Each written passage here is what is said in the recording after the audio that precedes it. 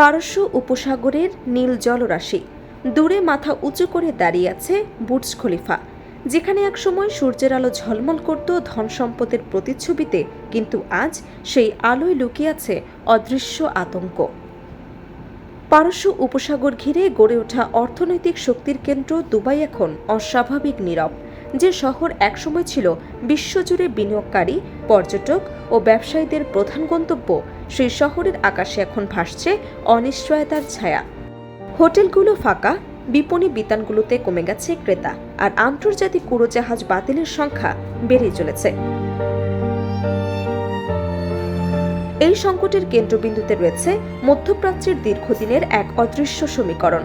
বছরের পর বছর ধরে উপসাগরীয় দেশগুলো তেল বিক্রি করেছে মার্কিন মুদ্রা ডলারে, যা শুধু অর্থনৈতিক সিদ্ধান্ত ছিল না, বরং নিরাপত্তা নির্ভর একটি রাজনৈতিক চুক্তি।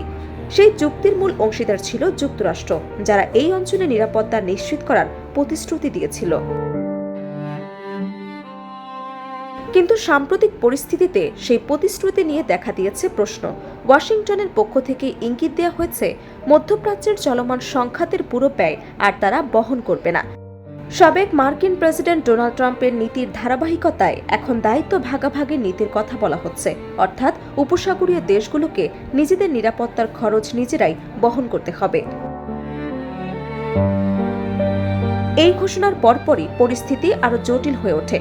গত কয়েকদিনে ইরানের পক্ষ থেকে সংযুক্ত আরব আমিরাতে একাধিক হামলার খবর পাওয়া গেছে। বিশেষ করে দুবাইয়ের একটি গুরুত্বপূর্ণ বন্দরে তেলবাহী জাহাজে ড্রোন হামলার ঘটনায় বড় ধরনের ক্ষয়ক্ষতি হয়েছে বলে আন্তর্জাতিক বিভিন্ন গণমাধ্যম জানিয়েছে। এই ঘটনাকে বিশ্লেষকরা শুধু একটি সামরিক হামলা নয়, বরং অর্থনৈতিক বার্তা হিসেবেই দেখছে। এর প্রভাব পড়েছে সরাসরি অর্থনীতিতে। দুবাই ও আবুধাবির শেয়ার বাজারে বড় পতন লক্ষ্য করা গেছে। বিনিয়োগকারীদের আস্থা কমে যাওয়ায় বাজার মূল্য উল্লেখযোগ্যভাবে হ্রাস পেয়েছে।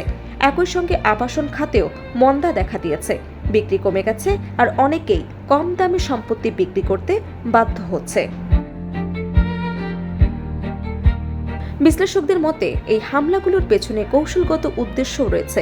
সংযুক্ত আরব আমিরাত সাম্প্রতিক বছরগুলোতে ইসরায়েলের সঙ্গে সম্পর্ক স্বাভাবিক করার পর থেকেই আঞ্চলিক রাজনীতিতে তাদের অবস্থান বদলেছে।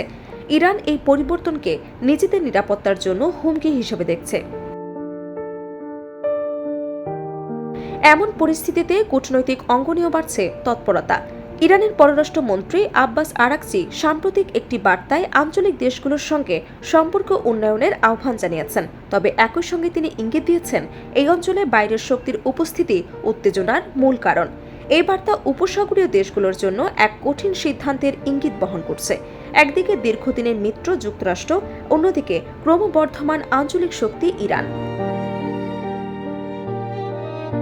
বর্তমানে সৌদি আরব সহ অন্যান্য দেশগুলো কৌশলগতভাবে পরিস্থিতি পর্যবেক্ষণ করছে।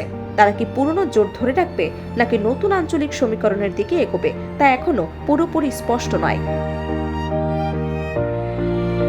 সব মিলিয়ে মধ্যপ্রাচ্যে তৈরি হয়েছে এক অনিশ্চিত পরিস্থিতি, যেখানে অর্থনীতি, নিরাপত্তা ও কূটনীতি একে অপরের সঙ্গে জড়িয়ে পড়েছে। বিশ্লেষকদের মতে আগামী কয়েকদিন এই অঞ্চলের ভবিষ্যৎ নির্ধারণে গুরুত্বপূর্ণ ভূমিকা রাখতে পারে, আর সেই সময় পর্যন্ত দুবাইয়ের আকাশে আলো থাকবে, কিন্তু সেই আলোর আড়ালে লুকিয়ে থাকবে এক গভীর প্রশ্ন: মধ্যপ্রাচ্যের নতুন শক্তির ভারসাম্য কোথায় গিয়ে দাঁড়াবে।